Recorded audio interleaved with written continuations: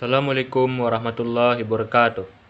Alhamdulillah rabbil alamin.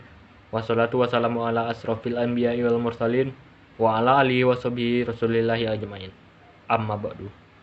Pertama-tama kita panjatkan puji syukur kita terhadap Allah Subhanahu wa taala yang telah memberikan rahmat kepada kita dan karunia-Nya sehingga kita dapat membuat tugas komunikasi organisasi ini dengan baik dan lancar. Baik, untuk itu saya akan memperkenalkan diri dulu. Saya Hafiz Muhammad Akbar dengan NIM 22002-103 ingin menyampaikan materi komunikasi organisasi, yaitu konsep dasar komunikasi interpersonal. Apa itu pengertian komunikasi interpersonal? Komunikasi interpersonal adalah proses penyampaian dan penerimaan pesan antara pengirim pesan atau sender dengan penerima atau receiver, baik secara langsung maupun tidak langsung. Komunikasi dapat dikatakan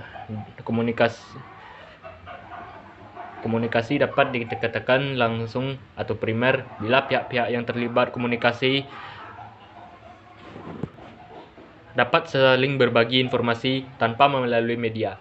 Sedangkan komunikasi tidak langsung atau sekunder dicirikan oleh adanya penggunaan media tertentu. Berikut tujuan komunikasi interpersonal, yaitu yang pertama, mengungkapkan perhatian kepada orang lain. Yang kedua, menemukan diri sendiri. Yang ketiga, menemukan dunia luar. Yang keempat, membangun dan memelihara hubungan yang harmonis. Yang kelima, mempengaruhi sikap dan tingkah laku. Yang keenam, mencari kesenangan atau sekedar menghabiskan waktu. Yang ketujuh, menghilangkan kerugian akibat salah komunikasi. Dan yang kedelapan, memberikan bantuan atau konseling. Prinsip-prinsip dalam komunikasi interpersonal menurut Harjana yaitu: yang pertama, melibatkan di dalamnya perilaku verbal dan nonverbal. Yang kedua, melibatkan perilaku spontan, tepat, dan rasional. Yang ketiga, komunikasi antar pribadi tidaklah statis, melainkan dinamis. Yang keempat, melibatkan umpan balik pribadi, hubungan interaksi dan koherensi. Pernyataan yang satu harus berkaitan dengan yang selain sebelumnya. Yang kelima, komunikasi antar pribadi dipandu oleh tata aturan yang bersifat intrinsik dan ekstrinsik. Yang keenam, komunikasi antar pribadi merupakan suatu kegiatan dan tindakan. Yang ketujuh, melibatkan di dalamnya bidang persuasif. Aspek-aspek komunikasi interpersonal. Menurut Rahmat pada tahun 1988 menyatakan dalam komunikasi interpersonal, selain melibatkan dua orang yang bertatap muka, ada beberapa aspek penting yang mendukung keberhasilan komunikasi interpersonal, yaitu yang pertama, rasa percaya. Dengan adanya rasa percaya ini menjadikan orang lain terbuka dalam mengungkapkan pikiran dan perasaannya terhadap individu, sehingga akan terjalin hubungan yang akrab dan berlangsung secara mendalam. Yang kedua, sikap suportif. Yang akan tampak dalam sikap ini adalah sebagai berikut. Deskripsi, artinya penyampaian perasaan dan persepsi antara menilai. Orientasi masalah adalah mengkomunikasikan keinginan untuk bekerja sama mencari pemecahan masalah. Spontanitas, yaitu sikap jujur dan tidak mau menyelimuti motif yang terpendam. Empati adalah merasakan apa yang dirasakan orang lain. Persamaan adalah sikap yang menganggap sama derajatnya, menghargai dan menghormati perbedaan pandangan dan keyakinan yang ada. Profesionalisme adalah kesediaan untuk meninjau kembali pendapatannya dan bersedia mengakui kesalahan. Yang ketiga, sikap terbuka. Sikap terbuka amat besar pengaruhnya dalam berkomunikasi yang efektif. Adapun karakteristik orang terbuka sebagai berikut.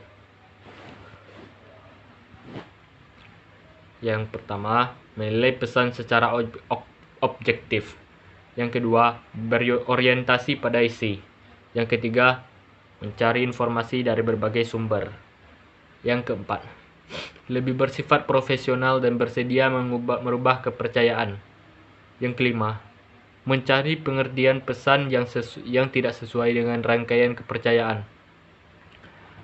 Menurut DeVito dalam Rahmat tahun 1988 mengemukakan adanya 5 aspek komunikasi interpersonal yang efektif, yaitu A. Keterbukaan atau openness. Keterbukaan adalah kemauan seseorang menanggapi dengan senang hati informasi yang diterima dalam menghadapi hubungan interpersonal. Keterbukaan merupakan sikap terbuka seseorang yang sangat berpengaruh dan menumbuhkan komunikasi interpersonal yang efektif. Keterbukaan dianggap bagian dari pengungkapan reaksi atau tanggapan terhadap situasi. Keterbukaan dianggap bagian dari pengungkapan reaksi atau tanggapan terhadap situasi yang sedang dihadapi, serta memberikan informasi tentang masa lalu yang relevan untuk memberikan tanggapan. B. Empati.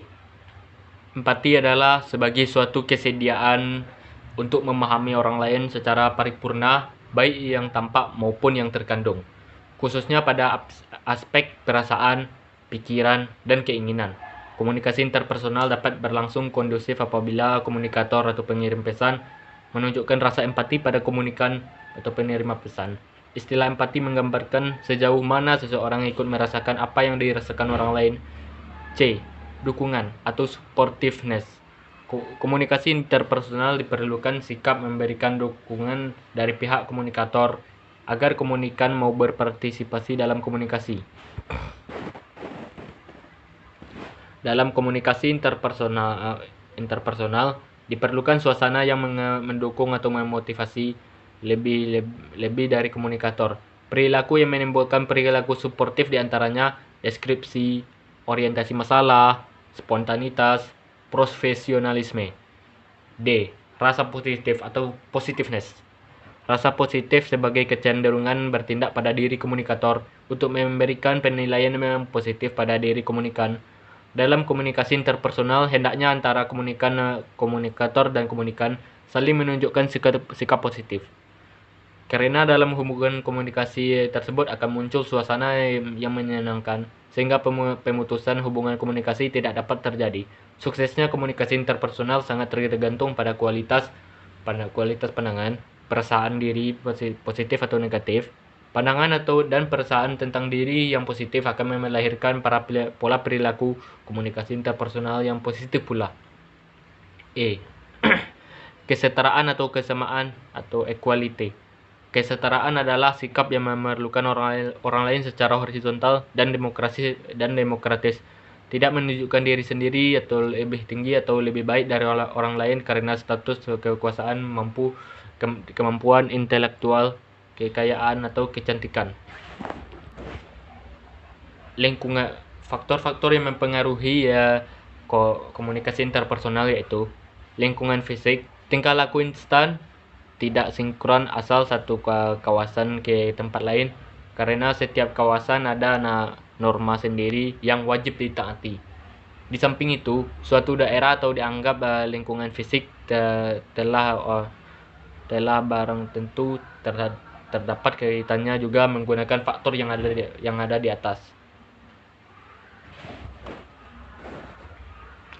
Lingkungan sosial. Sebagaimana lingkungan yaitu fisik dan sosial mensugesti tingkah laris dan komunikasi tingkah laris dan komunikasi mempengaruhi suasana lingkungan. Setiap orang harus mempunyai kemahiran buat membedakan lingkungan yang satu dengan lingkungan yang lain. Baiklah, hanya itu materi yang saya sampaikan pada video kali ini. Saya Hafiz Muhammad Akbar ingin undur diri dalam pembuatan video ini. Jika ada salah, mohon dimaafkan. Wabillahi taufik wal hidayah. Wassalamualaikum warahmatullahi wabarakatuh.